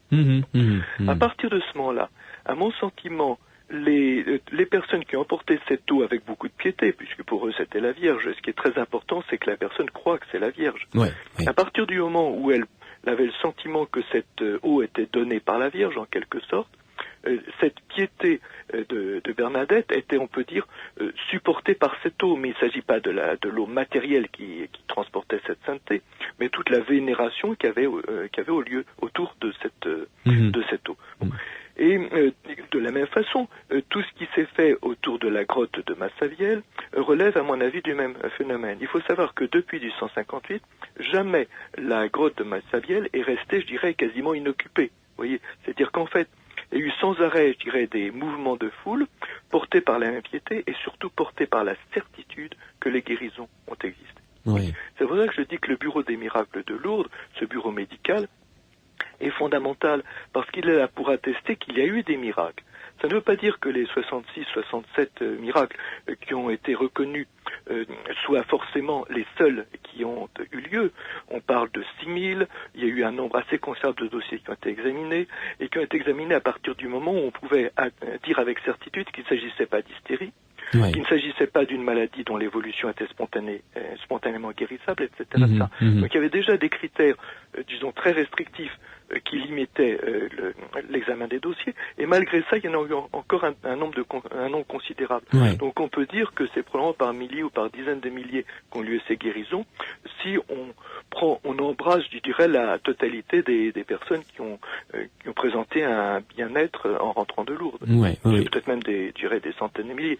Donc il ne faut pas se limiter aux critères stricts du bureau médical, et ça c'est tout à fait fondamental, parce que c'est un des seuls lieux où les miracles de guérison ont eu lieu dans un si grand nombre. Et en ce qui concerne Fatima, quel est votre sentiment sur ce cas-là au Portugal donc? Alors, je suis beaucoup plus réservé. D'abord, il n'y a pas eu de guérison. Enfin, une personne qui a été soi-disant attestée, mais il semble tout de même que c'était une personne psychologiquement peut-être un petit peu exaltée, on va dire. Et ensuite, il y a beaucoup de choses qui ont été dites sur Fatima et qui sont fausses. L'histoire du miracle solaire, on a présenté une photo près de ce miracle, et en fait, il s'agit d'un faux attesté, il n'y a absolument aucun doute là-dessus. Ouais. Ensuite, on a dit que 10 000 personnes étaient présentes le jour où le soleil donc s'est mis à danser dans le ciel, s'est mis à avoir un comportement complètement erratique. Or, en fait, quand on a interrogé différentes personnes issues de cette foule, ils ont eu des témoignages qui n'étaient pas du tout concordants. C'est-à-dire qu'on a l'impression que même s'il y avait quelque chose qui était de l'ordre, enfin, excusez-moi du terme d'hallucination collective, ceux qui l'ont perçu ne l'ont pas perçu de la même façon. Bon. Donc, si vous voulez, de parler d'un miracle solaire dans ce cas-là, je pense que c'est tout à fait abusif. D'accord. Et puis, on a le sentiment tout de même, enfin, sans vouloir parler contre l'Église, qu'il s'agissait au départ d'une région très déshéritée, qui devait être évangélisée dans une certaine mesure, et le miracle de Fatima est arrivé, j'allais dire, au bon moment. On a presque l'impression qu'il s'agit une forme de politique religieuse. Politiquement, ça a bien aidé, quoi. Voilà.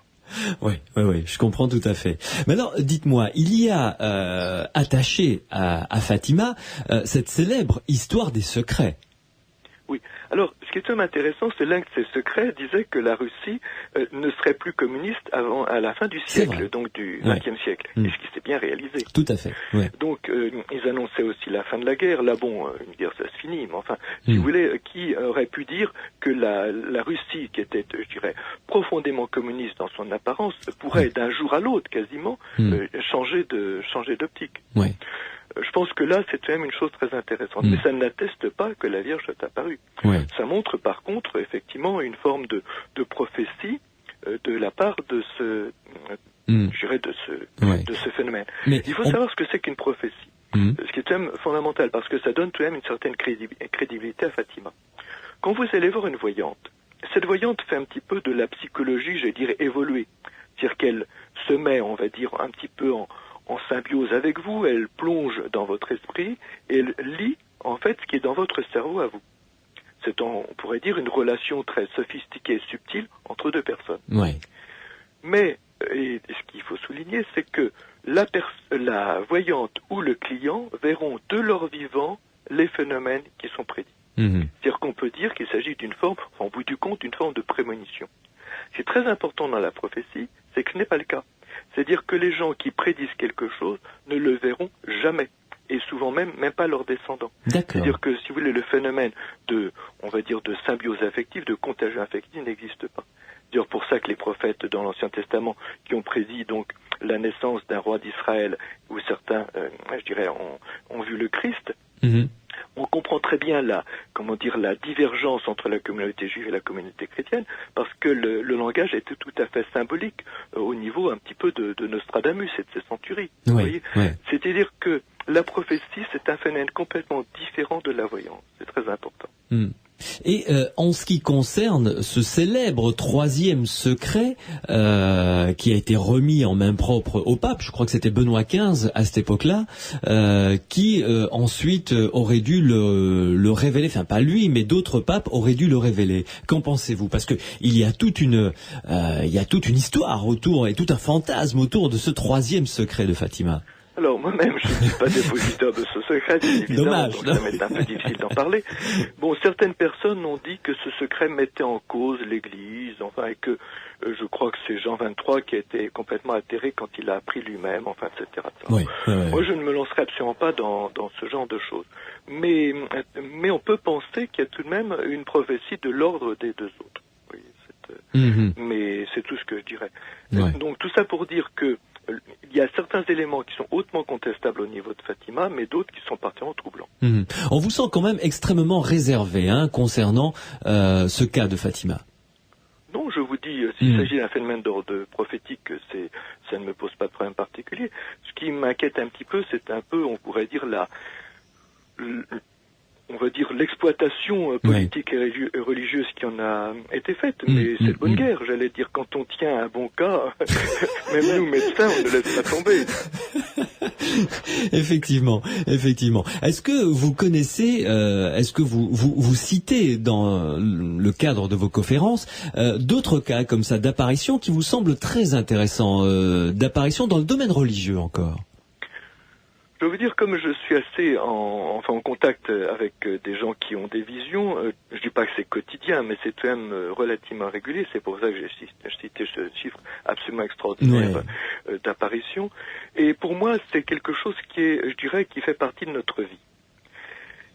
Alors, c'est un peu particulier ce que je suis en train de dire, j'ai bien conscience. C'est-à-dire que nos anciens, nos ancêtres, quand ils allaient en forêt, ils pouvaient rencontrer Diane, ils pouvaient rencontrer des elfes, ça ne les choquait pas plus que ça. Ils pouvaient même rencontrer le diable. Et ça faisait partie, je dirais, de la vie courante. Nous, si quelqu'un vous dit « Ah oui, j'ai vu le diable, par exemple, rue de la Huchette à Paris », on lui dira « Écoutez, Satan n'est pas très très loin. » Donc c'est-à-dire qu'on nous a coupé de nos racines, on nous a coupé de cet imaginaire profond, et finalement nous sommes, on pourrait dire, un peu, j'allais dire, l'expression est un petit peu lourde, un peu une forme de schizophrène, vous voyez, c'est-à-dire avec un cerveau coupé en deux, l'un plein d'images très subtiles et qui nous relierait, je dirais, au monde de l'invisible, à l'outre-monde, comme on dit, c'est-à-dire le monde des dieux et des morts, et puis le monde matériel qui est celui dans lequel nous vivons. Et je vois qu'il y a beaucoup de gens qui sont en fait, qui souffrent de cette division et qui souhaiteraient avoir de temps en temps un témoignage de leurs défunts ou même que la Vierge leur donne un petit conseil, voyez. Mais donc c'est un manque, voyez. Et je pense que nos anciens étaient beaucoup plus à l'aise avec ça et ça ne les gêne pas de voir la tante Adèle comme ça, morte il y a 300 ans, qui venait leur dire écoute, tu vis dans une situation difficile, mais bien ça va se passer mieux demain ou etc. Ouais. On a quelque chose qui nous manque. Philippe Vallon, une dernière pause avec vous et on se retrouve tout de suite après, puisque là, je vais m'adresser au thérapeute que vous êtes, puisque vous êtes médecin psychiatre, psychothérapeute, je le rappelle, savoir que doivent faire, selon vous, ceux et celles qui sont confrontés comme ça à ces phénomènes d'apparition, hors du cadre religieux, puisque c'est peut-être ce qui est le plus troublant. Vous nous donnerez peut-être quelques exemples de personnes qui sont venues vous voir. Vous avez parlé là, en souriant, de la tante Adèle qui est apparue, mais certains de ceux et celles qui nous écoutent ont peut-être vécu ça avec leur disparu ou lors d'une disparition tragique. Vous nous direz ce qu'il est bon de faire. À tout de suite. Sud Radio, les aventuriers de l'étrange. Philippe Vallon est notre invité dans Les Aventuriers de l'étrange sur Sud Radio, médecin psychiatre, psychothérapeute, auteur de nombreux ouvrages sur les phénomènes paranormaux et également, il dirige aux presses du Châtelet une collection d'ouvrages sur ce domaine. Philippe Vallon, tout à l'heure, avant de nous quitter, je vous avais dit, j'avais dit aux gens que j'allais vous poser la question de quoi faire quand on est victime peut-être ou témoin d'une apparition hors du monde religieux, apparition qui se manifeste en règle générale dans une situation de crise. Qu'en pensez-vous? Alors, qu'a révélé, je dirais, la SPR, c'est la Société de psychologie, de parapsychologie anglaise dans les années 30, c'est que donc 10% de la population avait donc des apparitions le plus souvent de défunts, et ils sont aperçus que c'était souvent de défunts ou de personnes affectivement proches, c'est-à-dire de parents directs. Ouais. Ils sont aperçus que ces gens, lors de ces apparitions, souffraient soit de maladies graves, soit d'accidents, soit approchaient de la mort. C'est-à-dire qu'on a l'impression que les gens qui nous apparaissent viennent nous dire des choses lourdes de sens et dans le cadre d'une très très grande inquiétude. Oui, oui. Alors, il ne faut pas croire, parce que j'ai eu encore ça il y a quelques jours, une personne qui m'a dit « je vois mes défunts et donc je pense que je vais mourir ». Alors effectivement, il y a une espèce de tradition qui dit quand on voit ses défunts, on est à l'approche de la mort. J'ai un cas comme ça, c'était la mère d'une amie qui, dans les derniers 8 jours de sa vie, a vu effectivement passer, enfin c'était une véritable foule de défunts qui passaient devant ses yeux. Alors ce qui est assez amusant, parce que l'affaire mérite d'être contée, cette amie disait, voilà, je vois Aristide, je vois Pauline, je vois Anatole, etc. Et puis mon ami disait, oui, ils sont morts, bien entendu. Et puis à un moment, cette dame a dit, tiens, mais voilà Georges. Et mon ami s'est dit, mais celui-là, il n'est pas mort. Et comme ils habitaient donc en France, mais qu'ils venaient d'un pays étranger, ce qui est amusant, c'est que 2 jours après, une lettre leur est parvenue indiquant que ce dit Georges, bien sûr le nom est faux, ce dit Georges venait de mourir. C'est-à-dire qu'en fait, cette personne voyait, disait-elle, les défunts, mais elle avait une perception également de choses réelles.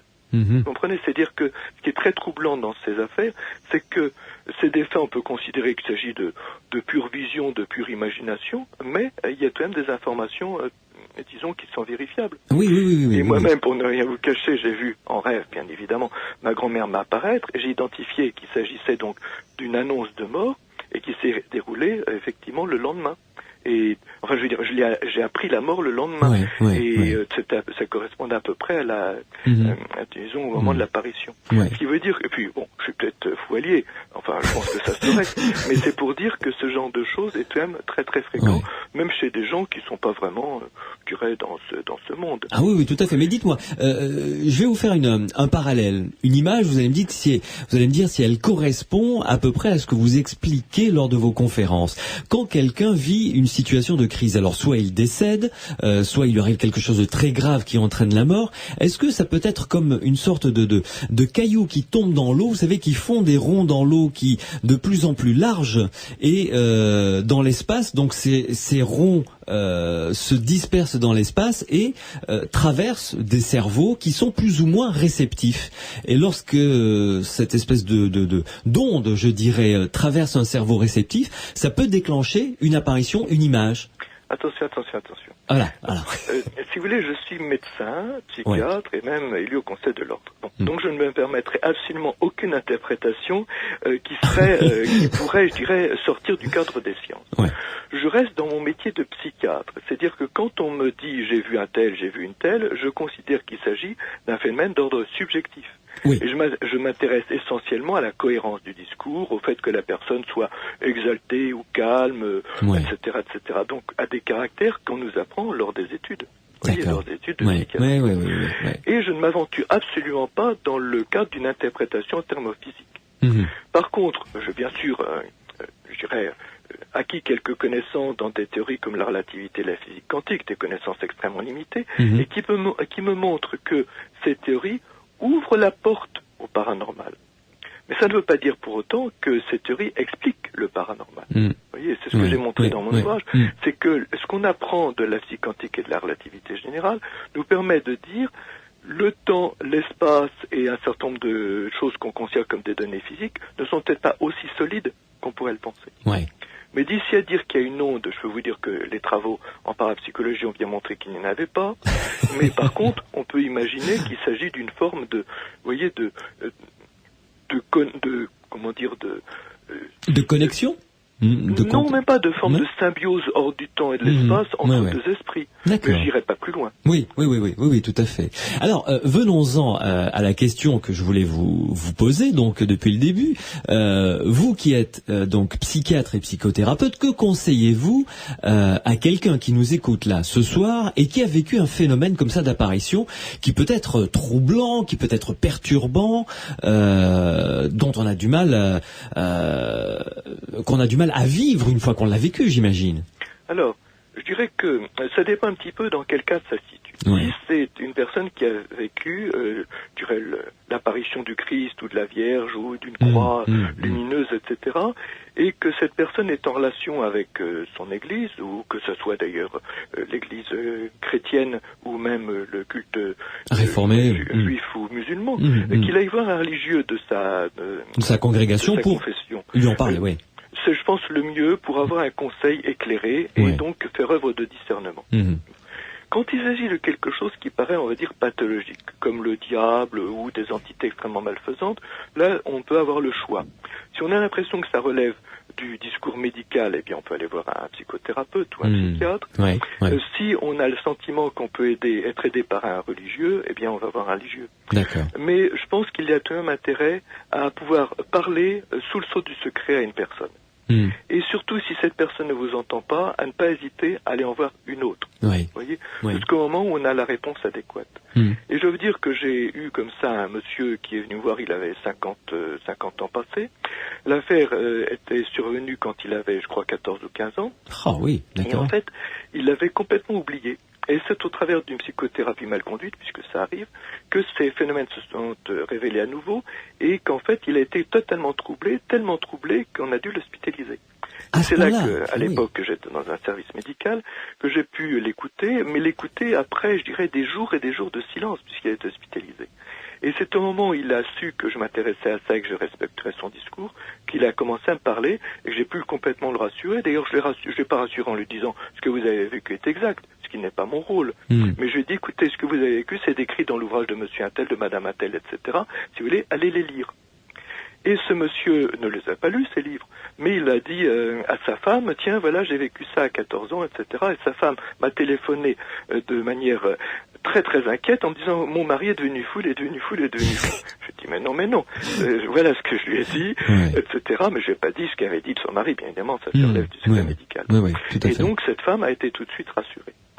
Donc l'idée, c'est de considérer que les visions ne sont pas des choses rares, mais au contraire très fréquentes, que nos ancêtres en avaient peut-être, je dirais, 10 ou 100 fois plus que nous, et qu'il faut accepter ce genre d'image. En fait, si vous voulez, c'est un peu comme un rêve éveillé, c'est-à-dire c'est un peu comme si nous vivions à la fois le rêve de la nuit et puis notre vie du jour, vous voyez. Le mécanisme est le même. C'est-à-dire c'est l'inconscient qui est, on va dire, très tourmenté ou très secoué par quelque chose et qui projette sur notre environnement une image. Et une image qui peut être très troublante dans le sens où on peut avoir vraiment la sensation exacte que la personne est là, en chair et en os, en couleur, en 3 dimensions, et qui parle et qu'on entend. Voilà, mais c'est pas toujours comme ça. Il y a des personnes qui me disent, voilà, j'ai senti l'odeur du parfum de ma fille, enfin, un enfant décédé en bas âge, enfin en bas âge, jeune âge adulte, ou alors j'ai eu un message de ma grand-mère qui m'a dit ceci et ça s'est révélé exact. Oui, il y a des choses de cet ordre. La personne en 3 dimensions, c'est quand même assez rare. Il n'empêche qu'une de mes amies est allée voir donc un médium, qui lui a dit, écoutez, à côté de vous, je vois un monsieur qui est assez gros, qui est le visage rose, qui est chauve et qui est mort d'éthylisme.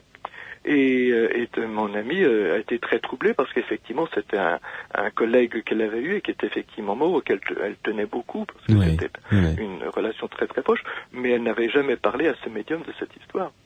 Ah oui.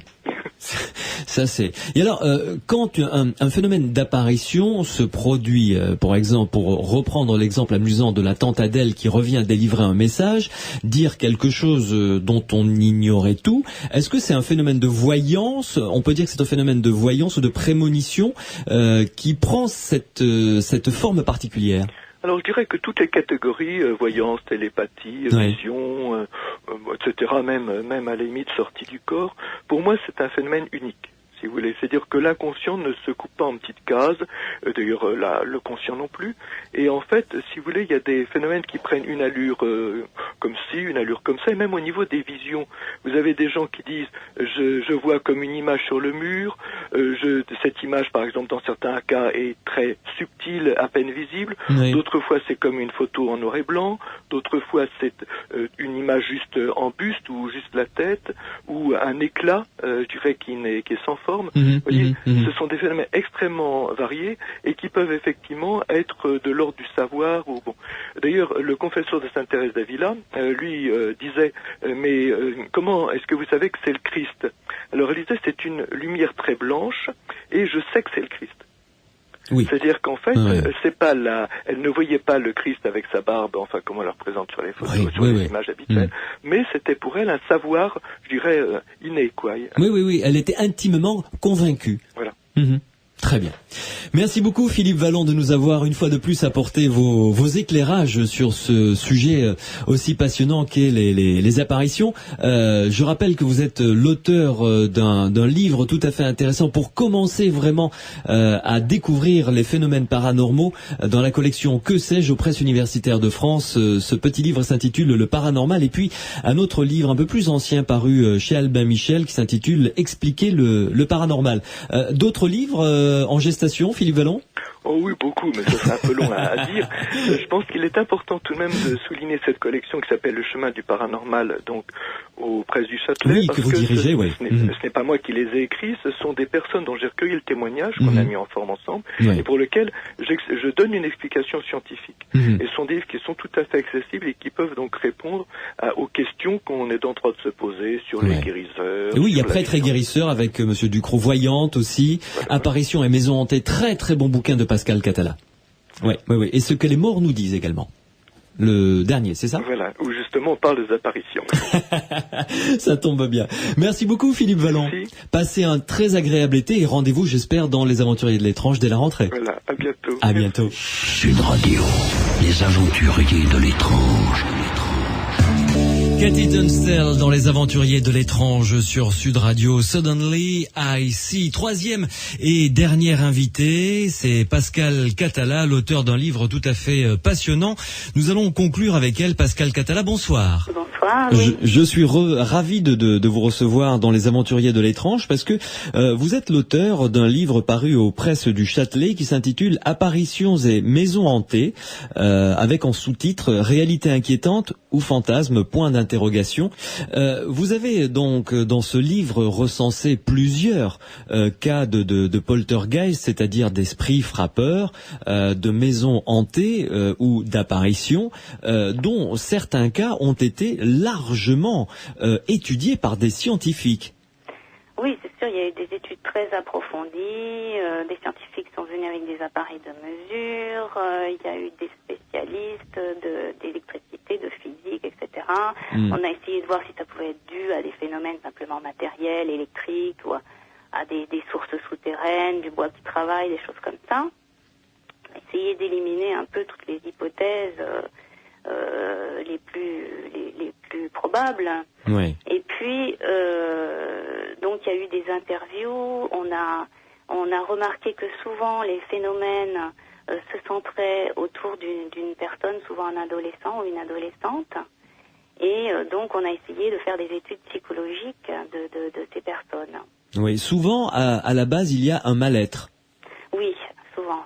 c'est sûr. C'est un adolescent qui est perturbé, souvent. Ouais. Pouvez-vous nous citer un cas ou deux que vous jugez particulièrement intéressant et significatif? Mais, par exemple, il y a le cas de Miami, en 67, qui s'est produit dans un entrepôt. Et qui a été étudié par des scientifiques. Oui. Ouais. Mm-hmm. Et il y a eu énormément de témoins. Il y a même des officiers de police qui sont venus constater les faits, parce qu'il y avait beaucoup d'objets qui tombaient tout seuls et qui se brisaient. Ouais. Cet entrepôt, c'était devenu assez catastrophique pour le propriétaire. Et il y a eu énormément de témoins, des journalistes, des scientifiques, tous les employés de l'entrepôt, etc. Donc c'est un cas qui est vraiment largement documenté. Mm-hmm. Et semble-t-il que les phénomènes semblaient se centrer autour d'un jeune employé qui s'appelait Julio et qui avait des problèmes psychologiques. Ouais. Justement.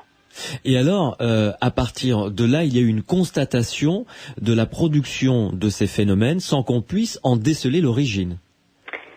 Mais disons qu'il y a eu énormément d'études, il y a eu des hypothèses, mais pour l'instant, nous n'avons pas les réponses définitives. On a des théories, mais on ne sait vraiment pas exactement à quoi attribuer ces phénomènes. Mmh.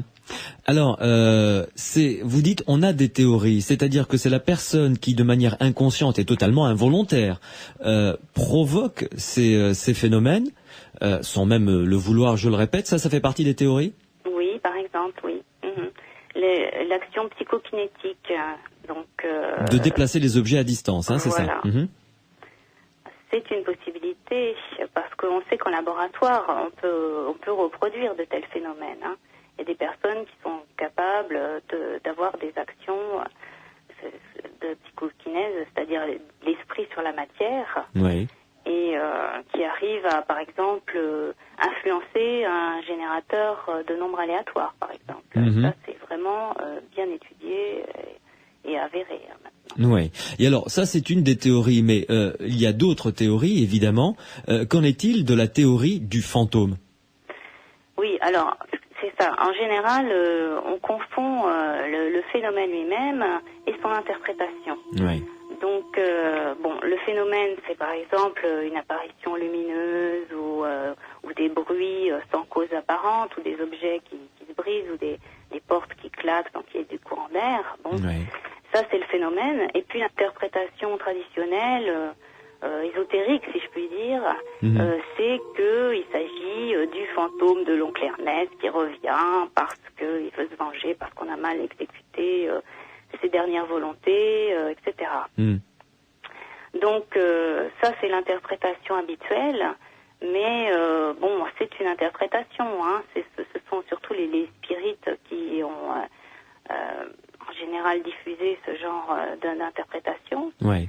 Mais maintenant, on essaye de trouver plutôt des réponses au niveau des êtres vivants, plutôt que chez les esprits des morts sur lesquels on ne connaît rien, et voilà. Hein. Oui, mais par exemple, il y a un cas d'une famille qui a fait construire une maison, ça s'est passé en Angleterre, vous le racontez dans votre livre, et le couple habite dans la maison, et il y a des apparitions dans la maison, notamment un homme debout qui regarde par la fenêtre et qui regarde dans le jardin.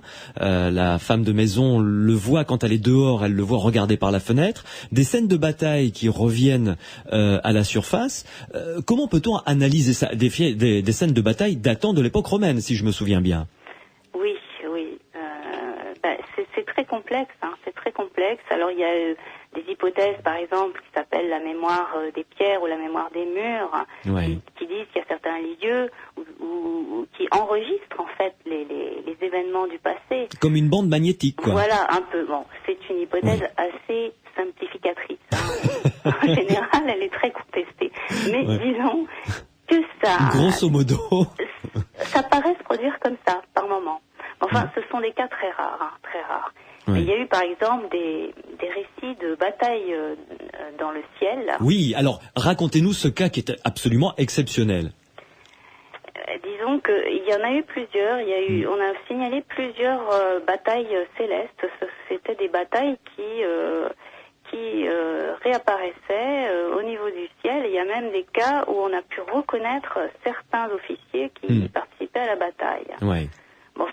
Ça c'est basé uniquement sur des témoignages. Oui, ce sont des cas très anciens, hein. Des cas anciens, oui. Qui datent de quand, ça? Il y a plusieurs siècles, je crois, un siècle ou deux. Voilà. C'est des cas anciens. Mais c'est-à-dire que des gens, étant sur Terre, les pieds au sol, en levant le nez au ciel, voyaient comme une espèce de projection, quoi, de la bataille qui s'était déroulée sur le lieu même il y a plusieurs années. C'est ça. Oui. Mais en tant que scientifique, parce que vous êtes scientifique, vous êtes diplômé en psychologie et en informatique, vous faites partie du comité directeur de l'Institut Métapsychique International qui est basé à Paris. Comment envisagez-vous ces cas? Parce que c'est très particulier quand même comme domaine d'étude. C'est très particulier et vous savez, en France, il n'y a aucun crédit pour ce domaine de recherche. Donc, moi, ce que j'essayais de faire dans mon livre, c'est de recenser un peu toutes les études qui avaient été faites jusqu'à présent. Oui. Mais en France, actuellement, il n'y a pas de recherche sur ce style de phénomène.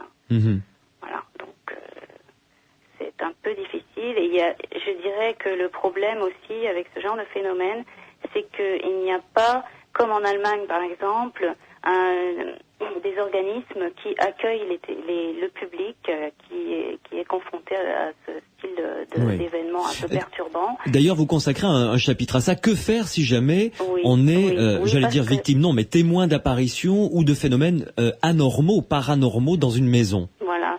C'est vrai qu'on a beaucoup de demandes. Il y a beaucoup d'appels et on aimerait à l'Institut Métapsychique, on a un groupe d'étudiants qui essayent de monter un projet, notamment un étudiant très motivé qui va s'employer à le faire, je pense, puisqu'il fait un stage en Allemagne actuellement, car en Allemagne il y a c'est à Fribourg, hein, c'est ça? À Fribourg, il y a deux organismes, l'un public et l'autre privé, qui s'occupent donc de l'accueil du public sur ce genre de choses. Ouais. Donc, on aimerait bien monter la même chose en France. Là, tous les cas qui sont recensés dans votre livre sont relativement anciens. Je veux dire, il n'y en a pas qui se soient produits ces 5 dernières années, par exemple. Pourquoi? Est-ce parce que il n'y a personne pour les recueillir et servir de réceptacle aux nouveaux cas? Est-ce que, par exemple, en Allemagne, ils ont des cas régulièrement? Oui, très régulièrement. Très régulièrement. Je pense que même Walter von Lukadou, qui dirige donc le service public, parle d'un cas par semaine de poltergeist. Alors, c'est énorme. Bon, maintenant, ce n'est pas un cas enquêté comme celui, par exemple, de Rosenheim, le cas le plus célèbre qui a été étudié par Hans Bender en 67. Mais ce sont des cas où il y a beaucoup de manifestations quand même. Oui. Rappelez-nous brièvement ce qu'est justement ce cas de Rosenheim en Bavière. Alors, ça se passait dans l'étude d'un notaire et les phénomènes étaient centrés autour d'une jeune employée qui s'appelait Anne-Marie. Ouais. Alors, c'était des choses tout à fait extravagantes. Il y avait des néons qui se déplaçaient, des lampes. Il y avait le tonnerre des photocopieuses qui sortaient, une armoire énorme qui a été déplacée. Une armoire, alors il faut le dire, une armoire de notaire pleine de dossiers. Et Dieu sait si c'est lourd. Très lourd. Et qui s'est déplacée, qui a fait un bond, je crois. Hein. Voilà. Enfin, un bond peut-être. Oui, mais je ne sais pas, mais qui a été déplacé. Ouais. Et ça a été photographié, ça a été filmé même, je crois. Hein. Alors, on a un film sur un tableau qui tournait, en fait, mais c'est très, très curieux parce que quand on regarde le film, on a l'impression qu'il passe d'une position à l'autre l'espace d'une ou deux images, quoi. C'est très, très bizarre. Ouais. Et ça, c'est des phénomènes qui ont été étudiés par des scientifiques et tout à fait encadrés. Oui. Là, il n'y a pas de problème. Ouais. Bon, alors peut-on employer finalement ce terme de croire lorsqu'on étudie comme vous des phénomènes d'apparition, de maisons hantées ou de poltergeist?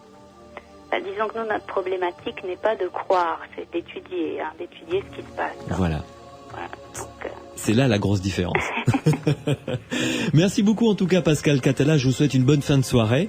Et puis je rappelle le titre de votre livre, donc Apparitions et maisons hantées, réalité inquiétante ou fantasme, et c'est aux presses du Châtelet. Merci et bonsoir Pascal Catala. Bonsoir. Sud Radio, samedi et dimanche, 22h minuit, Louis Benedi, les aventuriers de l'étrange. Che Silorio Massarini, soutienare di forza.